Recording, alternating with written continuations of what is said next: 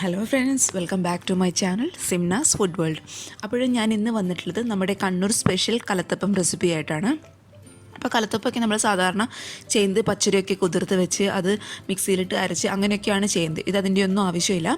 അരിപ്പൊടി ഉണ്ടെങ്കിൽ വെറും 5 മിനിറ്റ് കൊണ്ട് നല്ല ആരുള്ള സോഫ്റ്റ് കലത്തപ്പം നമുക്ക് റെഡിയാക്കി എടുക്കാനായിട്ട് പറ്റും. അപ്പോൾ ആ ഒരു വീഡിയോ ആയിട്ടാണ് ഞാൻ ഇന്ന് വന്നിട്ടുള്ളത്. അപ്പോൾ വീഡിയോ കണ്ടു നോക്കി ഇഷ്ടപ്പെട്ടാൽ എല്ലാവരും ട്രൈ ചെയ്ത് നോക്കുക കേട്ടോ. അതുപോലെ ചാനലിലെ വീഡിയോസൊക്കെ ആദ്യമായിട്ട് കാണുന്നവരാണെങ്കിൽ സബ്സ്ക്രൈബ് ചെയ്യാൻ മറക്കരുത്. അപ്പോൾ നമുക്ക് പെട്ടെന്ന് തന്നെ ഈ 5 മിനിറ്റുള്ള സോഫ്റ്റ് കലത്തപ്പം എങ്ങനെ റെഡിയാക്കും നോക്കാം. നമ്മുടെ ഈ കലത്തപ്പം റെഡിയാക്കാനായിട്ട് ഞാനിവിടെ എടുത്തിട്ടുള്ളത് നമ്മുടെ 1 കപ്പ് അരിപ്പൊടിയാണ്. അരിപ്പൊടി എന്ന് പറയുമ്പോൾ നമ്മുടെ പത്തിരിപ്പൊടി ആട്ടോ. പത്തിരിക്ക് അതുപോലെ ഇടിയപ്പമൊക്കെ ചുടാനായിട്ട് ഉപയോഗിക്കുന്ന പൊടിയാണ്. നല്ല നൈസായിട്ടുള്ള പൊടി, ഒരിക്കലും പുട്ടുപൊടി ഉപയോഗിക്കരുത് കേട്ടോ. നല്ല നൈസായിട്ടുള്ള പൊടി വേണം നമുക്ക് ഈ കലത്തപ്പം ചുടാനായിട്ടുള്ള ആവശ്യം. അതുകൊണ്ട് അത് 1 കപ്പ് എടുത്തിട്ടുണ്ട്. 1 കപ്പ് എന്ന് പറയുന്നത് 250 ml 1 കപ്പ് കേട്ടോ. അപ്പോൾ 1 കപ്പ് നൈസായിട്ടുള്ള പത്തിരിപ്പൊടി അത് നമുക്ക് അവിടെ എടുത്ത് വെക്കാം. പിന്നെ നമുക്കിതിന് മെയിനായിട്ട് വേണ്ടത് ശർക്കരയാണ്. ശർക്കര ഞാനിപ്പോൾ 200 ഗ്രാം ശർക്കര എടുത്തിട്ടുണ്ട്. എൻ്റെ ഇപ്പോൾ ഉണ്ട ശർക്കര കേട്ടോ, അതുകൊണ്ട് ഇത് 200 ഗ്രാമാണ്. നിങ്ങൾ ഇതുപോലെയുള്ള എന്താ പറയുക ക്യൂബായിട്ടുള്ള ശർക്കരയാണ് ഉപയോഗിക്കുന്നതെങ്കിൽ ഒരു 3 ക്യൂബ് എടുത്തോളൂ. അത് 200 ഗ്രാം കണക്കായിരിക്കും കേട്ടോ. അപ്പോൾ 200 ഗ്രാം ശർക്കര വേണം. പിന്നെ നമുക്ക് ഇതിലോട്ട് ചേർത്ത് കൊടുക്കാൻ പോകുന്നത് നമ്മുടെ സാധാരണ വെള്ളമാണ്. അതിപ്പോൾ ഞാൻ എടുത്തിട്ടുള്ളത് 1/4 കപ്പ് നമ്മുടെ സാധാരണ പച്ചവെള്ളം. 1/4 കപ്പ് എന്ന് പറയുമ്പോൾ കണ്ടോ, ഈ ഒരു കപ്പിന് കണക്കാക്കിയിട്ട് 1/4 കപ്പ്, ഈ ഒരു കപ്പ് മുഴുവനായിട്ടും പിന്നെ ഒരു 1/4 ഭാഗം വെള്ളം കേട്ടോ, സാധാരണ വെള്ളം. അപ്പോൾ 1/4 കപ്പ് വെള്ളം എടുത്തിട്ടുണ്ട്. പിന്നെ നമുക്ക് ഇതിൽ അരച്ചെടുക്കാനുള്ളത് ഒരു കുഞ്ഞു ഏലക്കായ എടുത്തിട്ടുണ്ട്. പിന്നെ ഒരു 1/4 ടീസ്പൂൺ നമ്മുടെ സാധാരണ നല്ല ജീരകം, അതായത് ക്യുമിൻ സീഡ്സ് എടുത്തിട്ടുണ്ട്. പിന്നെ നമുക്ക് വേണ്ടത് 2 ടേബിൾ സ്പൂൺ നമ്മുടെ ചെറിയ തേങ്ങയാണ്. അത് 2 ടേബിൾ സ്പൂൺ മതിയാകും. പിന്നെ കുറച്ച് നമ്മുടെ ചെറിയ ഉള്ളി, അതൊരു 5-6 എണ്ണം ചെറുതായിട്ട് കട്ട് ചെയ്തെടുത്തിട്ടുണ്ട് കേട്ടോ. അപ്പോൾ ഈ ഏലക്കായുടെയും ക്യുമിൻ സീഡ്സിൻ്റെയും ആ ഒരു ഫ്ലേവർ കൂടുതൽ ഇഷ്ടമാണെന്നുണ്ടെങ്കിൽ കൂടുതൽ എടുത്തോളൂ. എനിക്ക് അത്ര വലിയ താല്പര്യമില്ല, അതുകൊണ്ടാട്ടോ ഈ ഒരു അളവിൽ മാത്രം എടുത്തത്. അപ്പോൾ നമുക്ക് എന്ത് ചെയ്യണം, ഇത് ആദ്യമൊക്കെ ഇതൊന്ന് അടിച്ചെടുക്കണം. അതിനായിട്ട് നമുക്കൊരു മിക്സിയുടെ ജാർ എടുക്കാം. ജാറിലോട്ട് നമ്മൾ എടുത്തു വെച്ച പൊടി മുഴുവനായിട്ട് ഇട്ട് കൊടുക്കുക. ഇനി നമ്മൾ എടുത്തു വെച്ച 1/4 കപ്പ് വെള്ളം മുഴുവനായിട്ട് ഞാനിപ്പോൾ ഒഴിച്ചു കൊടുക്കുന്നുണ്ട്. അപ്പോഴിത് നമ്മൾ വെള്ളവും പത്തിരിപ്പൊടിയും നമ്മുടെ അരിപ്പൊടിയും നന്നായിട്ട് ഇതിൽ മിക്സ് ചെയ്ത് വെച്ചിട്ടുണ്ട്. ഒരു സ്പൂൺ വെച്ചിട്ട് നന്നായിട്ട് അങ്ങ് മിക്സ് ചെയ്ത് കൊടുക്കും കേട്ടോ. അപ്പോൾ നന്നായിട്ടങ്ങ് പൊടിയൊക്കെ നന്നായിട്ട് വെള്ളത്തിൽ കിടന്നങ്ങ് അലിഞ്ഞോളും, നന്നായിട്ടത് ഉടഞ്ഞ് കിട്ടിക്കോളും കേട്ടോ. ഇനി നമുക്ക് ഇത് അരച്ചെടുക്കണം. അതിനായിട്ട് നമ്മൾ എടുത്തു വെച്ച തേങ്ങ, അതുപോലെ ജീരകം, പിന്നെ ഒരു കുഞ്ഞു ഏലക്കായ കേട്ടോ, അത് മുഴുവനായിട്ടും ഇതിലോട്ട് ഇട്ട് കൊടുത്തിട്ടുണ്ട്. ഉള്ളി ഇപ്പോൾ ചേർക്കരുതേ, അത് നമ്മൾക്ക് അവസാനമായിട്ട് ചേർക്കാനുള്ളതാണ്. അത് നമുക്കങ്ങ് മാറ്റി വയ്ക്കാം. അപ്പോൾ ഇതെല്ലാം കൂടിയിട്ട് നമുക്ക് മിക്സിയുടെ ജാറിലിട്ട് നന്നായിട്ട് അങ്ങ് അരച്ചെടുക്കണം. നല്ല ഫൈൻ പേസ്റ്റ് ആണ് കേട്ടോ. പ്രത്യേകം ശ്രദ്ധിക്കുക, ചോറ് ചേർക്കേണ്ട ആവശ്യമില്ല. എൻ്റെ അടുത്ത് മറന്നു പോയതല്ല കേട്ടോ, ചോറ് ചേർക്കേണ്ട നമുക്ക് ഈ കലത്തപ്പത്തിന്. അതുപോലെ നിങ്ങൾ വെള്ളം ചേർക്കുമ്പോൾ 1/4 കപ്പ് കറക്റ്റ് ആക്കിയിട്ട് തന്നെ എടുക്കുക കേട്ടോ. 1 കപ്പ് പൊടിയാണെങ്കിൽ 1/4 കപ്പ് കറക്റ്റ് ആക്കിയിട്ട് എടുക്കുക. കൂടുതലായാലോ അല്ലെങ്കിൽ കുറഞ്ഞു പോയാലോ കലത്തപ്പം റെഡിയായിട്ട് വരില്ല കേട്ടോ. അതുകൊണ്ട് വെള്ളത്തിൻ്റെ അളവ് ഒരിക്കലും തെറ്റിപ്പോകാൻ പാടില്ല. അപ്പം ഞാൻ എന്ത് ചെയ്യും, നന്നായിട്ടൊന്ന് ഇത് അരച്ചെടുത്തിട്ട് ഇത് ഞാൻ നല്ല ഫൈൻ പേസ്റ്റായിട്ട് അരച്ചെടുത്തിട്ടുണ്ട്. ഒരു തരി പോലും ഉണ്ടാകാൻ പാടില്ല കേട്ടോ. അത് നമുക്കൊരു പാത്രത്തിലോട്ട് മാറ്റി കൊടുക്കാം. ഇനി നമുക്ക് അടുത്തായിട്ട് ശർക്കര ഒന്ന് ഉരുക്കിയെടുക്കണം. അതിനായിട്ട് ഞാനിപ്പോൾ ഇവിടെ ഒരു പാത്രം വെച്ച് കൊടുത്തിട്ടുണ്ട്. അപ്പോൾ പാത്രത്തിലോട്ട് നമുക്ക് ശർക്കര മുഴുവനായിട്ട് ഇട്ട് കൊടുക്കാം. ഇനി ഇതിലോട്ട് ഒഴിച്ചു കൊടുക്കേണ്ടത് വെള്ളമാണ്. വെള്ളം എന്ന് പറയുമ്പോൾ 1/2 കപ്പ് വെള്ളം കേട്ടോ. 1/2 കപ്പ് വെള്ളം, നമ്മൾ ഏത് പാത്രത്തിലാണോ പൊടിയെടുത്തത് സെയിം പാത്രത്തിൽ 1/2 കപ്പ് വെള്ളം നമുക്കിതിലോട്ട് ഒഴിച്ചു കൊടുക്കാം.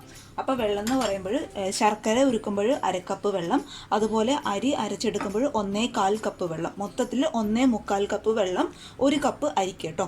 മനസ്സിലായെന്ന് വിചാരിക്കുന്നു. ഇനി നമുക്ക് എന്ത് ചെയ്യാം, ഈ ശർക്കര നന്നായിട്ടങ്ങ് ഉരുക്കിയെടുക്കാം. നമ്മുടെ ശർക്കരയൊക്കെ നന്നായിട്ട് ഉരുകി വന്നിട്ടുണ്ട്. ഇനി നമുക്ക് സ്റ്റൗ ഓഫ് ചെയ്യാം കേട്ടോ. എപ്പോഴും ശർക്കര ഉരുക്കുമ്പോൾ ലോ ടു മീഡിയം ഫ്ലെയിമിലിട്ട് ഉരുക്കാനായിട്ട് നോക്കുക. ഹൈ ഫ്ലെയിമിലിട്ട് പെട്ടെന്ന് അതങ്ങ് കരിഞ്ഞു പോകും. അപ്പോൾ ഇത് നന്നായിട്ടൊന്ന് മിക്സ് ചെയ്ത് കൊടുക്കുക. ഇനി നമുക്ക് എന്ത് ചെയ്യണം, ചൂടോടുകൂടി തന്നെ നമ്മൾ നേരത്തെ അരച്ച് വെച്ച മാവിലോട്ട് ഇത് ഒഴിച്ചു കൊടുക്കണം. ചൂടോടുകൂടി ഒഴിക്കണം കേട്ടോ. അതിനുള്ള കാരണം അപ്പോഴേ നമ്മുടെ കലത്തപ്പത്തിൽ നല്ല ആരുകളൊക്കെ ഉണ്ടാവും. അതുകൊണ്ട് ചൂടോടുകൂടി തന്നെ ശർക്കരപ്പാനി മാവിലോട്ട് ഒഴിക്കാനായിട്ട് നോക്കുക.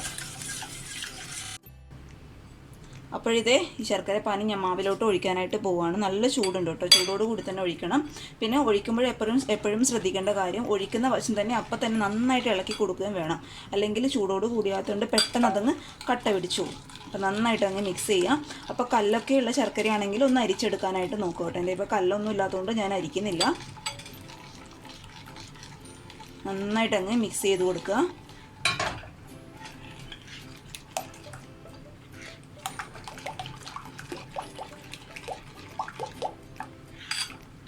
മാവിൻ്റെ കൺസിസ്റ്റൻസി എന്ന് പറയുന്നത് ഇതേ ഇങ്ങനെയായിരിക്കണം കേട്ടോ. ഒട്ടും തിക്കാവാൻ പാടില്ല. ഈ ഒരു ലൂസിലായിരിക്കണം മാവ്. അപ്പോഴേ നന്നായിട്ട് അങ്ങ് പൊങ്ങി വരത്തുള്ളൂ. പിന്നെ നമ്മൾ ആരുകളൊക്കെ നന്നായി പെർഫെക്റ്റ് ആയിട്ട് വരത്തുള്ളൂ. അപ്പോഴേ ഇത് നന്നായിട്ട് അതങ്ങ് മിക്സ് ചെയ്ത് കൊടുക്കാം. ഇനി നമ്മൾ മാവ് ഈ കുക്കറിലോട്ട് ഒഴിക്കുന്നതിന് മുന്നേ നമ്മുടെ മധുരം എപ്പോഴും ഒന്ന് ബാലൻസായി കിട്ടാൻ വേണ്ടിയിട്ട് ഒരു നുള്ളു ഉപ്പ് ഞാൻ ഇതിലോട്ട് ഇട്ട് കൊടുക്കുന്നുണ്ട്. ഒരുപാടായി പോകുന്നുണ്ട് കേട്ടോ. ഒരു നുള്ളു മതിയാകും. പിന്നെ അതുപോലെ തന്നെ ഒരു പിഞ്ച് നമ്മുടെ ബേക്കിംഗ് സോഡ. നമ്മുടെ അപ്പം നന്നായിട്ടൊന്ന് പൊങ്ങി വരാനായിട്ട് ബേക്കിംഗ് സോഡ സഹായിക്കും കേട്ടോ. എന്നിട്ട് നന്നായിട്ട് അങ്ങ് മിക്സ് ചെയ്ത് കൊടുക്കുക. പിന്നെ നമുക്ക് അപ്പം ചൂടാനായിട്ട് തുടങ്ങാം. അതിനായിട്ട് ഞാനിപ്പോൾ ഒരു കുക്കർ എടുത്ത് സ്റ്റൗവിൽ വെച്ചിട്ടുണ്ട്. അതിലോട്ട് കുറച്ച് വെളിച്ചെണ്ണ നമുക്ക് ഒഴിച്ചു കൊടുക്കാം. ഇപ്പോഴത്തെ വെളിച്ചെണ്ണ അത്യാവശ്യം ചൂടാവുന്ന സമയത്ത് കുറച്ച് തേങ്ങാക്കൊത്ത് ഞാൻ ഇതിലോട്ട് ചേർത്ത് കൊടുക്കുന്നുണ്ട്. അപ്പോൾ തേങ്ങാക്കൊത്ത് ഞാൻ നേരത്തെ ഇൻഗ്രീഡിയൻസിൽ കാണിക്കാനായിട്ട് വിട്ടുപോയതാണ് കേട്ടോ. അപ്പോൾ ആദ്യം നമ്മൾ ഈ ഉള്ളി വാട്ടുന്നതിന് മുന്നേ തേങ്ങാക്കൊത്ത് ഇട്ട് കൊടുക്കുക. എന്നിട്ട് നന്നായിട്ടൊന്ന് കളർ മാറുന്നത് വരെ വാട്ടി കൊടുക്കുക. തേങ്ങാക്കൊത്തൊക്കെ ഉണ്ടെങ്കിൽ ഒരു പ്രത്യേക ടേസ്റ്റാണ് കേട്ടോ. നമ്മൾ ഇട്ട് കൊടുത്ത തേങ്ങയുടെ കളറൊക്കെ അത്യാവശ്യം മാറി വരുന്ന സമയത്ത് നമ്മൾ അരിഞ്ഞ് വെച്ച ചെറിയ ഉള്ളി മുഴുവനായിട്ട് ഇട്ട് കൊടുക്കുക.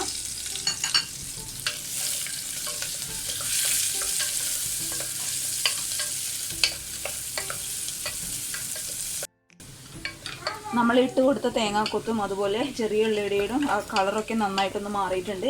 ഇനി നമുക്കിത് കുക്കറിൽ നിന്ന് മാറ്റി കൊടുക്കാം. അപ്പോഴിതേ ഇത് കംപ്ലീറ്റ് ആയിട്ട് ഞാനൊരു പാത്രത്തിലോട്ട് മാറ്റി കൊടുത്തിട്ടുണ്ട്. ഇനി നമുക്ക് മാവ് കുക്കറിലോട്ട് ഒഴിക്കുന്നതിന് മുന്നേ ഇതിൽ പകുതി ഭാഗം ഈ മാവിലോട്ടിട്ട് നന്നായിട്ട് അങ്ങ് ഇളക്കി കൊടുക്കുക. ബാക്കി പകുതി ഞാൻ ഈ പാത്രത്തിൽ തന്നെ വെച്ചിട്ടുണ്ട്. അത് നമുക്ക് മുകളിലോട്ടായിട്ട് ഇട്ട് കൊടുക്കാം കേട്ടോ. ഇനി ഇതേ കുക്കറിൽ കുറച്ച് വെളിച്ചെണ്ണ കൂടി ഞാൻ ഒഴിച്ചു കൊടുത്തിട്ടുണ്ട്. അതെല്ലാവരുടെയും ഒന്ന് ചുറ്റിക്കട്ടെ. നമ്മുടെ അപ്പം സൈഡിലൊക്കെ പറ്റി പിടിക്കാതിരിക്കാൻ വേണ്ടിയിട്ട് എല്ലാവരുടെയും ഒന്ന് ചുറ്റിച്ചു കൊടുക്കുക. ഇത് നമ്മുടെ കുക്കർ നന്നായിട്ട് ചൂടായിട്ടുണ്ട്. നന്നായിട്ട് ചൂടാവണം കേട്ടോ. അപ്പോഴേ മാവ് ഒഴിക്കാനായിട്ട് പാടുള്ളൂ. പുക വരണം നമ്മുടെ കുക്കറിൻ്റെ മുകളിൽ നിന്ന്. ഇനി നമുക്ക് എന്ത് ചെയ്യാം, ഈ മാവ് കംപ്ലീറ്റ് ആയിട്ട് ഒഴിച്ചു കൊടുക്കാം. ഒഴിക്കുമ്പോൾ ശ്രദ്ധിക്കട്ടോ. ഇത് കംപ്ലീറ്റ് ആയിട്ട് ഞാൻ ഒഴിച്ചു കൊടുത്തിട്ടുണ്ട്. ഇനി നമ്മൾ മാറ്റി വെച്ച നമ്മുടെ ഇതിൻ്റെ മുകളിലോട്ടായിട്ട് ഇട്ട് കൊടുക്കുക.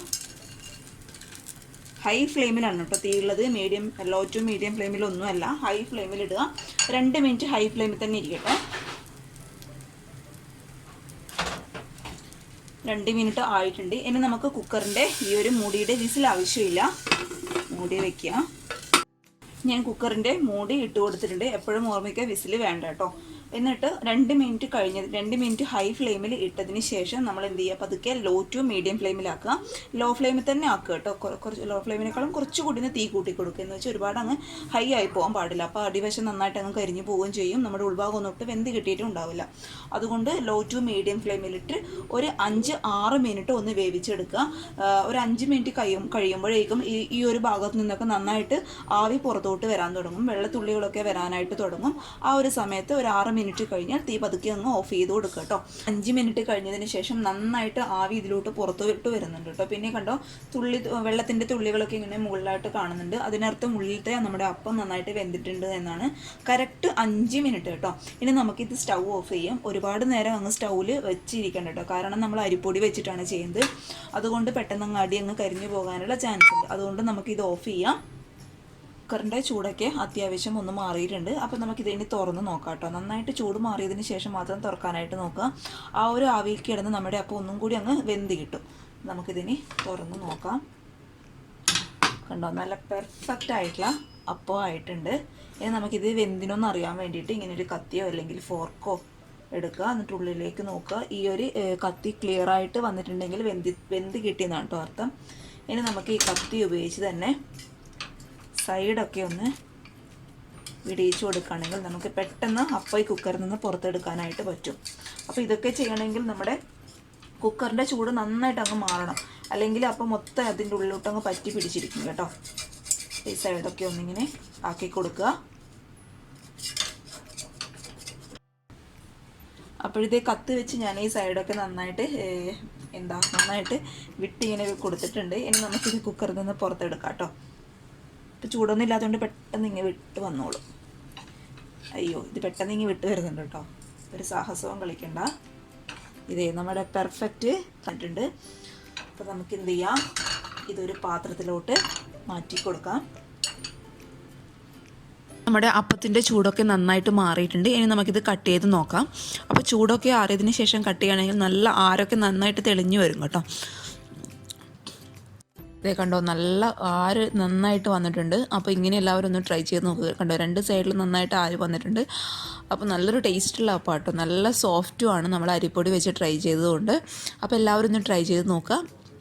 ഇതുവരെ ഇങ്ങനെ കലത്തപ്പം ട്രൈ ചെയ്യാത്തവർ തീർച്ചയായിട്ടും ട്രൈ ചെയ്ത് നോക്കണം കേട്ടോ. കാരണം അത്ര സോഫ്റ്റാണ്, അത്രയും ടേസ്റ്റിയാണ്. എനിക്ക് തോന്നുന്നു പച്ചരിയൊക്കെ വെച്ച് ചെയ്യുന്നതിനേക്കാൾ കൂടുതൽ സോഫ്റ്റ് ആട്ടോ ഇത്. അപ്പോൾ എല്ലാവരും ഒന്ന് ട്രൈ ചെയ്ത് നോക്കുക. ട്രൈ ചെയ്ത് നോക്കിയിട്ട് അഭിപ്രായങ്ങളൊക്കെ അറിയിക്കുക. നിങ്ങൾക്ക് മെഷർമെൻറ്റിലോ കാര്യങ്ങളോ എന്തെങ്കിലും സംശയം ഉണ്ടെങ്കിൽ കമൻറ്റ് ബോക്സിൽ കമൻറ്റ് ചെയ്യും കേട്ടോ. ഞാൻ എന്തായാലും റിപ്ലൈ തരുന്നതായിരിക്കും.